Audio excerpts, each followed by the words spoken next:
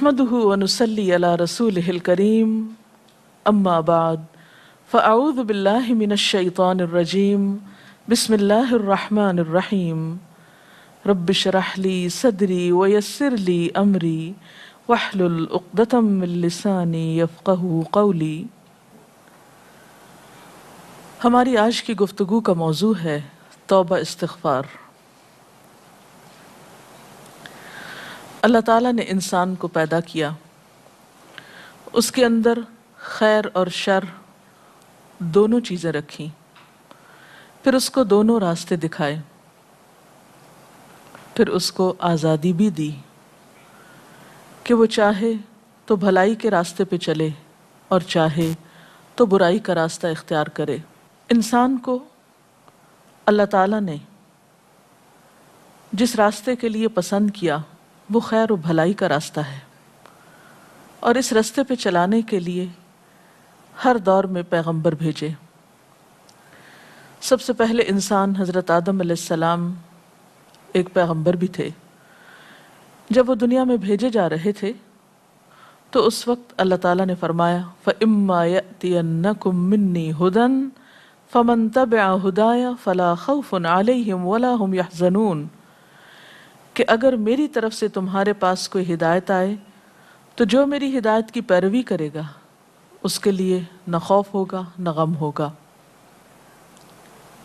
تو گویا خوف اور غم کے علاج کے لیے انسان کو جو نسخہ بتایا گیا وہ اللہ تعالیٰ کی طرف سے آئی ہوئی ہدایت کی پیروی کرنا، یا دوسرے لفظوں میں زندگی گزارنے کا وہ طریقہ اختیار کرنا جو اللہ تعالیٰ کی مرضی کے مطابق ہو۔ لیکن انسان اس کے لیے اس دنیا میں آنے کے بعد بہت سی آزمائشیں بھی ہیں۔ انسان کے ساتھ اس کا نفس بھی ہے، شیطان بھی ہے، پھر بسا اوقات انسان کا ماحول بھی ایسا ہوتا ہے کہ جس کے دباؤ میں آ کر انسان اللہ تعالیٰ کا راستہ چھوڑ کر یا اس کی مرضی اور رضا کا راستہ چھوڑ کر اللہ تعالیٰ کی نافرمانی کا راستہ اختیار کر لیتا ہے۔ ایسا کرنا اس کے لیے نہ دنیا میں فائدے کا باعث ہوتا ہے اور نہ ہی آخرت میں۔ انسان جب اللہ کی نافرمانی کرتا ہے، گناہ کرتا ہے، تو ہمیشہ پریشانی، احساس ندامت اور غم کا شکار ہوتا ہے، یعنی نتیجتاً دکھ اور پریشانی اس کا مقدر ہوتی ہے۔ ایسے میں انسان کیا کرے؟ انسان چونکہ فرشتہ نہیں، اس لیے یہ ممکن نہیں کہ اس سے کوئی غلطی نہ ہو۔ غلطی تو ہوگی کیونکہ انسان ہے، بھول چوک بھی ہے، خواہشات نفس بھی ہیں، تو یہ ہو نہیں سکتا کہ اس سے غلطی نہ ہو۔ اور انسان شیطان بھی نہیں کہ اس سے کوئی اچھائی نہ ہو اور صرف برائی ہی کرے، نہیں، انسان ان دونوں کے بیچ کی چیز ہے۔ اب سوال یہ پیدا ہوتا ہے کہ اگر انسان سے انسان ہونے کے ناطے غلطی ہو جائے، خطا ہو جائے، بھول چوک ہو جائے، وہ اللہ کی نافرمانی کا کام کر بیٹھے، تو پھر اس کے بعد کیا کرے؟ دو طریقے ہو سکتے ہیں۔ ایک تو یہ کہ وہ مایوس ہو جائے، گناہ پر اصرار کرتا چلا جائے اور بالآخر ہلاکت کا شکار ہو، اور دوسرا راستہ اور دوسرا طریقہ پلٹنے کا راستہ ہے، توبہ کا راستہ ہے، بھولنے کے بعد واپس لوٹنے کا راستہ ہے، اور یہی راستہ اس کے لیے پسندیدہ راستہ ہے۔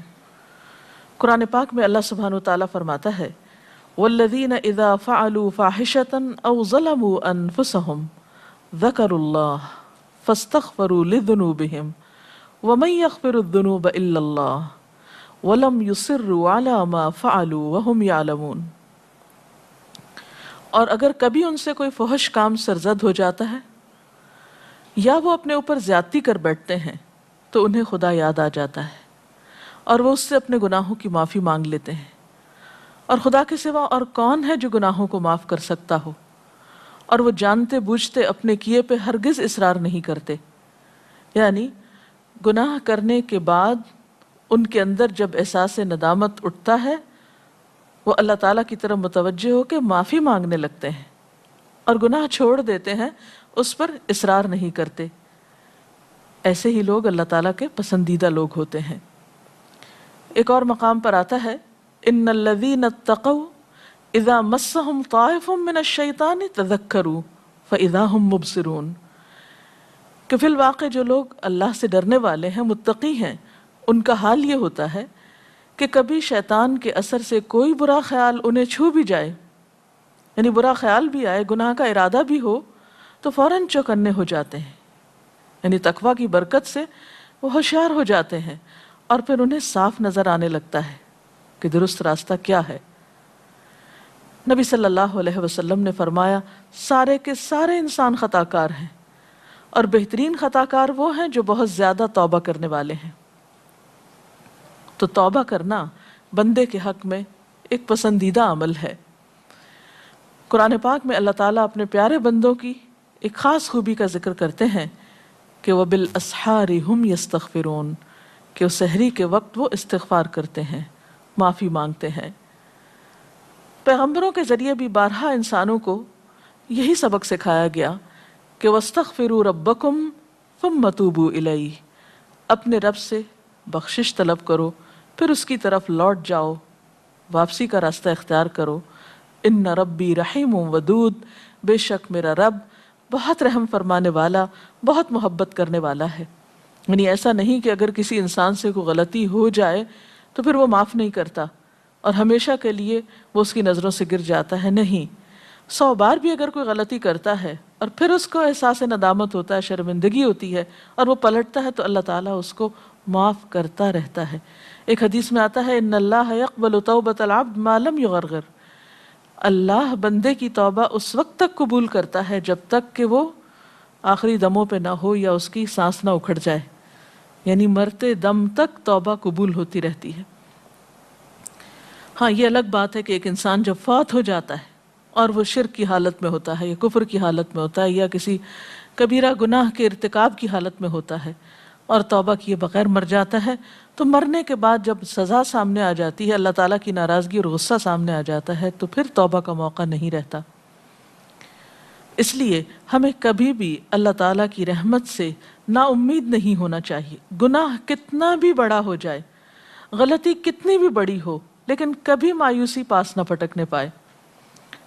قرآن پاک میں اللہ تعالیٰ فرماتے ہیں یا عبادی الذین اسرفوا علی انفسہم لا تقنطوا من رحمت اللہ ان اللہ یغفر الذنوب جمیعا انہ هو الغفور الرحیم، اے میرے وہ بندو جو اپنی جانوں پر زیادتی کر بیٹھے ہو، اللہ کی رحمت سے ہرگز مایوس نہ ہونا، یقیناً وہ تمہارے سارے کے سارے گناہ معاف فرما دے گا، وہ بہت ہی معاف فرمانے والا اور بڑا ہی مہربان ہے۔ اور تم اپنے رب کی طرف رجوع کرو اور اس کی فرما برداری بجا لاؤ، وَأَنِيبُوا إِلَىٰ رَبِّكُمْ وَأَسْلِمُوا لَهُ مِن قَبْلِ أَن يَأْتِيَكُمُ الْعَذَابُ ثُمَّ لَا تُنصَرُونَ، اس سے پہلے کہ تم پر وہ عذاب آ جائے کہ پھر تم کہیں سے بھی مدد نہ پا سکو۔ یعنی آخرت میں جب سزا سامنے آ جائے گی تو کوئی بھی شخص کتنی بھی توبہ کرے، کتنا بھی روئے دھوئے، پھر معافی نہیں ہو سکتی۔ ہاں جب تک وہ زندہ ہے کتنا بھی بڑا قصور ہے اس کی معافی ہو سکتی ہے۔ ہاں اس کا یہ مطلب نہیں کہ انسان جان بوجھ کر غلطی کرنا شروع کر دے کہ معافی تو ہو ہی جائے گی اس لیے جو چاہے میں کروں، کیا معلوم کہ پھر اس کے بعد، اس غلطی کے بعد توبہ کا موقع ملتا ہے یا نہیں۔ تو جان بوجھ کر غلطی نہیں کرنی چاہیے۔ اس سلسلے میں ہم دیکھتے ہیں حضرت یوسف علیہ السلام کے ساتھ جو کچھ ہوا، ان کے بھائیوں نے انہیں اندھے کنویں میں دھکیلا اور ان پر چوری کا الزام لگایا اور بہت زیادہ زیادتی کی، لیکن اتنے بڑے قصور کے بعد جب ان کو احساس ہوتا ہے کہ ہم غلط تھے تو وہ فوراً اپنے رب کے حضور معافی مانگتے ہیں اور اپنے والد سے بھی درخواست کرتے ہیں کہ آپ بھی اللہ تعالیٰ سے ہمارے لیے معافی کی درخواست کیجئے۔ یا ابا نستغفر لنا ذنوبنا انا کننا خاطئین، اے ابا جان ہمارے گناہوں کی بخشش کے لیے دعا کیجئے، واقعی ہم بڑے خطا کار تھے۔ اب یہ کوئی چھوٹا جرم نہیں تھا کہ ایک معصوم بچے کو بغیر کسی جرم کے کنویں میں پھینکا گیا اور اس پر چوری کا الزام بعد میں لگایا گیا، لیکن جب احساس ہوا تو پھر توبہ کر لی۔ تو ان کے والد نے بھی ان کے لیے پھر کیا کہا تھا؟ قال سوف استغفر لکم ربی، کہ میں جلد ہی تمہارے لیے استغفار کروں گا، انہ هو الغفور الرحیم، بے شک وہ بخشش فرمانے والا مہربان ہے، یعنی وہ ضرور معاف کر دے گا۔ اور پھر ایک گناہ ہو یا زیادہ ہو، چھوٹا گناہ ہو یا بڑا گناہ ہو، توبہ کرنے میں دیر نہیں لگانی چاہیے، اور کبھی مایوس ہو کر کہ میرے تو گناہ معاف ہو نہیں سکتے، توبہ میں تاخیر نہیں کرنی چاہیے۔ اس سلسلے میں ہمیں احادیث کی صحیح کتابوں میں ایک واقعہ ملتا ہے۔ نبی صلی اللہ علیہ وسلم نے پچھلی اقوام کا ایک صحیح واقعہ اپنے صحابہ کرام کو سنایا کہ ایک شخص تھا جس نے 99 قتل کیے تھے، 99۔ تو اتنے قتل کرنے کے بعد اس کے دل میں خیال آیا کہ مجھے اپنے گناہ کی معافی مانگ لینی چاہیے۔ تو وہ کسی عابد و زاہد شخص کے پاس گیا اور اس سے پوچھا کہ کیا میری معافی ہو سکتی ہے؟ تو اس نے کہا کہ تم نے تو اتنے جرم کیے ہیں، تمہاری معافی نہیں ہو سکتی۔ اس نے اس کو بھی قتل کر دیا، اور یوں پورے 100 کا قاتل ہو گیا، یعنی 100 لوگوں کا قاتل ہو گیا۔ لیکن اب اس کا ضمیر چونکہ بے چین کر رہا تھا، اس کے اندر ایک احساس ندامت جاگ اٹھا تھا، جو اسے کسی پل چین نہیں لینے دے رہا تھا، تو وہ چین سے بیٹھا نہیں، پھر چل دیا، کسی اور کے پاس پہنچا اور اس سے پوچھا کہ کیا میری معافی ہو سکتی ہے؟ تو اس نے کہا ہاں، اللہ تعالیٰ سارے گناہ معاف کر سکتا ہے، بشرط یہ کہ تم سچے دل سے توبہ کر لو اور آئندہ اس غلطی کا ارتکاب نہ کرو، اور اس کے لیے ضروری یہ ہے کہ تم جس ماحول میں رہتے ہو اس کو چھوڑ دو۔ بہرحال اس شخص نے وہ سفر اختیار کیا، ابھی وہ اپنی منزل تک پہنچا نہیں تھا کہ راستے میں ہی اس کی جان لینے کے لیے فرشتے آ گئے۔ اب دونوں طرح کے فرشتے حاضر ہوئے، وہ بھی جو نیک لوگوں کی روح لیتے ہیں اور وہ بھی جو برے لوگوں کی، وہ آپس میں جھگڑنے لگے۔ بہرحال فیصلہ یہ ہوا کہ زمین کو ناپ لیا جائے، اگر اس کے منزل تک پہنچنے میں فاصلہ کم رہتا ہے تو پھر نیکی کے فرشتے اس کی روح نکالیں۔ بہرحال پتہ یہ چلا جب زمین ناپی گئی کہ صرف ایک بالش کا فرق تھا، وہ فاصلہ کم تھا جہاں تک اس کو جانا تھا، یعنی نیک لوگوں کی مجلس میں۔ تو اس کو اللہ تعالیٰ نے نیکی کے فرشتوں کو حکم دیا کہ وہ اس شخص کی روح نکالیں، اور اس طرح اس کا انجام ایک بہترین انجام ہوا توبہ کرنے کی بنا پر۔ تو اس سے یہ بات پتہ چلتی ہے کہ انسان خواہ کتنا بھی بڑا مجرم ہو، اسے کبھی مایوس نہیں ہونا چاہیے۔ اس کے رب کی رحمت ہر چیز پر چھائی ہوئی ہے، وہ ہر گناہ معاف کر سکتا ہے، وہ بڑے سے بڑا گناہ معاف کر سکتا ہے، بس شرط یہ ہے کہ انسان گناہوں کا اقرار کرے اور معافی مانگے اور رب کی طرف رجوع کرے۔ سورۃ شورى میں آتا ہے وَهُوَ الَّذِي يَقْبَلُ التَّوْبَةَ عَنْ عِبَادِهِ وَيَعْفُو عَنِ السَّيِّئَاتِ وَيَعْلَمُ مَا تَفْعَلُونَ، وہی ہے جو اپنے بندوں کی توبہ قبول کرتا ہے اور ان کی خطاؤں کو معاف فرماتا ہے، اور وہ سب کچھ جانتا ہے جو تم کرتے ہو۔ اور یہ ایک حقیقت ہے کہ اللہ کے سوا کوئی اور ہے نہیں جو انسان کو معاف کر سکے۔ نبی صلی اللہ علیہ وسلم نے بھی فرمایا، لوگو خدا سے اپنے گناہوں کی معافی چاہو، اس کی طرف پلٹ آؤ، مجھے دیکھو میں دن میں 100 بار خدا سے مغفرت کی دعا کرتا ہوں۔ حالانکہ آپ سب جانتے ہیں کہ نبی صلی اللہ علیہ وسلم معصوم تھے، گناہوں سے پاک تھے، لیکن جب ان سے پوچھا گیا کہ آپ اس کثرت کے ساتھ استغفار کیوں پڑھتے ہیں، تو آپ نے فرمایا کہ افلا اکون عبدا شکورا، کیا میں اللہ کا شکر گزار بندہ نہ بنوں؟ کیونکہ اگر انسان سارا وقت اللہ کی نعمتوں پر شکر ادا کرتا رہے تو بھی حق ادا نہیں ہو سکتا۔ تو اس وجہ سے آپ کثرت کے ساتھ استغفار کیا کرتے تھے۔ اور اس میں دراصل ہمارے لیے ایک بہت بڑا سبق ہے کہ ہم زیادہ سے زیادہ استغفار کو اپنا شیوا بنائیں، کیونکہ استغفار کا فائدہ صرف یہی نہیں کہ انسان کے گناہوں کی معافی ہو جاتی ہے، بلکہ استغفار کا فائدہ یہ بھی ہے کہ انسان کی اور بہت سی مشکلات حل ہوتی ہیں۔ جہاں آپ سمجھیں کہ کوئی مشکل ہو رہی ہے، کوئی کام اٹکا ہوا ہے، فوراً استغفار شروع کر دیں۔ اور طریقہ کیا ہے؟ یا ایھا الذین آمنوا توبوا الی اللہ توبۃ نصوحا، اے لوگو جو ایمان لائے ہو، اللہ کے آگے سچی اور خالص توبہ کرو۔ یعنی توبہ کا طریقہ کیا ہے کہ انسان سچے دل سے توبہ کرے۔ عسیٰ ربکم ان یکفر عنکم سیئاتکم امید ہے کہ تمہارا رب تمہاری خطائیں تم سے دور کر دے گا. وَيُدْخِلَكُمْ جَنَّاتٍ تَجْرِي مِن تَحْتِهَا الْأَنْهَارُ، اور تمہیں ایسے باغوں میں داخل کرے گا جن کے نیچے نہریں بہہ رہی ہیں. گویا استغفار کے بعد انسان گناہوں سے اس طرح پاک ہو جاتا ہے گویا اس نے گناہ کیا نہ ہو. لیکن اس کے لیے کچھ شرائط ہیں. نمبر 1، انسان اپنے گناہوں کے احساس سے شرمسار ہو. نمبر 2، آئندہ گناہ سے بچنے کا ارادہ کرے. نمبر 3، آئندہ زندگی میں زیادہ سے زیادہ نیکیوں کی کوشش کرے. نمبر 4، اگر کسی انسان کا حق مارا ہے تو اس کا حق ادا کرے. کسی انسان کا دل دکھا ہے تو اس سے معافی مانگے. بات یہ ہے کہ انسان جب گناہ کرتا ہے تو اس کے دل پر ایک سیاہ داغ پڑتا ہے. توبہ سے وہ داغ دھل جاتا ہے، اور اگر وہ توبہ نہیں کرتا تو وہ داغ پھیلنے لگتا ہے حتیٰ کہ سارا دل سیاہ ہو جاتا ہے، اور اس طرح انسان مایوسی کے اندھیروں میں چلا جاتا ہے. تو انسان کوشش اس بات کی کرے کہ اپنے توبہ پر پختگی کے ساتھ پھر قائم رہے اور پوری کوشش کے ساتھ نیکیوں کی طرف رجوع کرے، کیونکہ ان الحسنات یذہبن السیئات.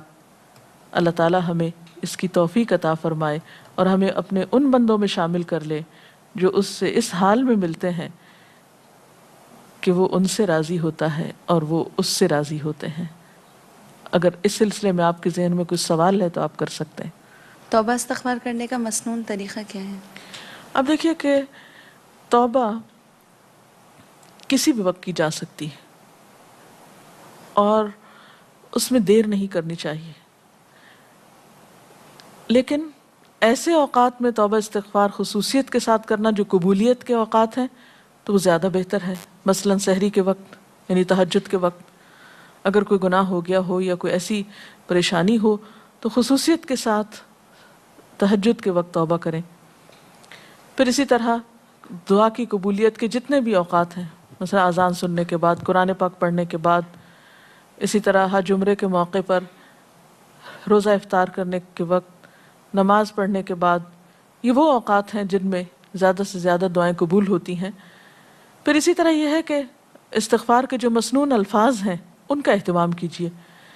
مثلا استغفر اللہ پڑھنا، یعنی صرف لفظ استغفر اللہ، اس کی اگر کوئی تسبیح کرنا چاہے تو ایسے بھی کر سکتے ہیں. پھر اسی طرح سنت سے یہ الفاظ بھی ثابت ہیں، استغفر اللہ ربی من کل ذنب واتوب الیہ. اسی طرح استغفر اللہ الذی لا الہ الا هو الحی القیوم واتوب الیہ. پھر اسی طرح ایک سید الاستغفار ہے جس کی بہت فضیلت آتی ہے احادیث میں، اللہم انت ربی لا الہ الا انت خلقتنی وانا عبدک وانا علی عہدک ووعدک ما استطعت اعوذ بک من شر ما صنعت ابوء لک بنعمتک علی وابوء بذنبی فاغفر لی فانہ لا یغفر الذنوب الا انت. اس کا ترجمہ ہے، خدایا تو میرا پروردگار ہے، تیرے سوا اور کوئی معبود نہیں، تو نے مجھے پیدا کیا، میں تیرا بندہ ہوں، میں نے تجھ سے بندگی اور اطاعت کا جو وعدہ کیا ہے اس پر اپنے حیثیت کے مطابق قائم ہوں، اور جو گناہ بھی مجھ سے سرزد ہوئے ان کے نتائج بد سے بچنے کے لیے میں تیری پناہ کا طالب ہوں. تو نے مجھے جن جن نعمتوں سے نوازا ہے ان کا میں اقرار کرتا ہوں اور مجھے اعتراف ہے کہ میں گناہ گار ہوں. یعنی اس میں اعتراف کے لفظ جو ہیں یہ قابل غور ہیں. بس اے میرے پروردگار میرے جرم کو معاف فرما دے، تیرے سوا میرے گناہوں کو اور کون معاف کر سکتا ہے. اس استغفار کا یہ فائدہ بتایا جاتا ہے، نبی صلی اللہ علیہ وسلم نے فرمایا جو شخص صبح کے وقت یہ الفاظ پڑھتا ہے اگر شام سے پہلے اس کی ڈیتھ ہو جاتی ہے تو انشاءاللہ وہ جنت میں جائے گا، اور اسی طرح شام کو پڑھنے والا صبح تک اللہ کی حفاظت میں ہوتا ہے. تو ان الفاظ کو بھی یاد کیا جا سکتا ہے. اور اس کے علاوہ اگر آپ کو کچھ بھی نہیں عربی میں پڑھنا آتا تو اپنی کسی بھی زبان میں جو آپ بولتے ہوں آپ اللہ تعالیٰ سے اپنے الفاظ میں اپنے طریقے پر استغفار کر سکتے ہیں، گناہوں کی معافی مانگ سکتے ہیں، اللہ تعالیٰ سے توبہ کر سکتے ہیں، اس کے آگے رو سکتے ہیں. اور اصل روح استغفار کی یہ ہے کہ انسان وہ گناہ چھوڑ دے جس میں وہ مبتلا ہے. جی آپ. توبہ اور استغفار میں کیا فرق ہے؟ لفظی فرق ہے، مراد دونوں کی ایک ہی ہے. تابہ یتوب و توبن کا مطلب ہوتا ہے لوٹنا، پلٹنا، واپس آنا، یعنی گناہ چھوڑ دینا. اور استغفار کا معنی ہے بخشش مانگنا. گویا توبہ کا مطلب ہے کہ